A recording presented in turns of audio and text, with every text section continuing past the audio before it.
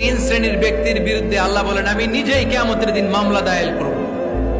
I will be against them in the day of judgment. Three categories of people I will be against them in the day of judgment. তিন শ্রেণীর লোক কিয়ামতের দিন তারা ছাড় পাবে না। আল্লাহ বলেন আমি নিজেই তাদের বিরুদ্ধে মামলা দায়ের করব। এর মধ্যে এক শ্রেণীর লোক হচ্ছে রাজুলুন ইস্তাআজারা জিরান ফাস্তাউফা মিনহু ওয়া লাম ইউতি আজরা।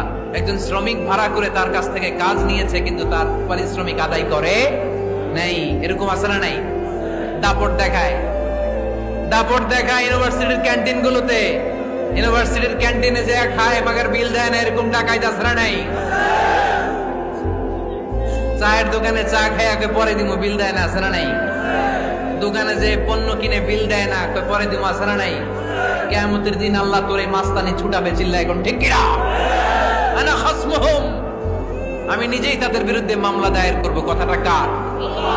এজন্য বিশ্বনবী বললেন খবরদার, মেহনতি মানুষ, খেটে খাওয়া মানুষ, এদের দোয়া কবুল হয়ে যায়।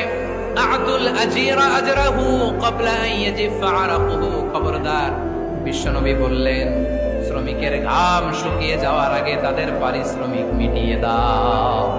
বিশ্বনবীর বিখ্যাত হাদিস, আতুল আজিরা আজরাহু ক্বাবলা আন ইয়াজিফা আরাকুহু।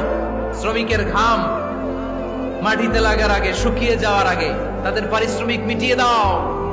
কেননা তারা যদি বদদোয়া করে তোমার জীবনকে জাহান্নাম বানিয়ে দিবে কে?